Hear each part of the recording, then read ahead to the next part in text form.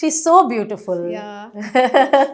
அதுக்கு நான் வந்து காம்ப்ளிமெண்ட் எந்த கிடையாது. அவங்க ரொம்ப பியூட்டிஃபுல்ங்க. அவங்க மேக்கப் இல்லாமல் கூட அவ்வளோ பியூட்டிஃபுல். பட் ஸ்ருதி மேமோட நான் வந்து 2019லேருந்து ஒர்க் பண்ணிட்டுருக்கேன் கண்டினியூஸாக.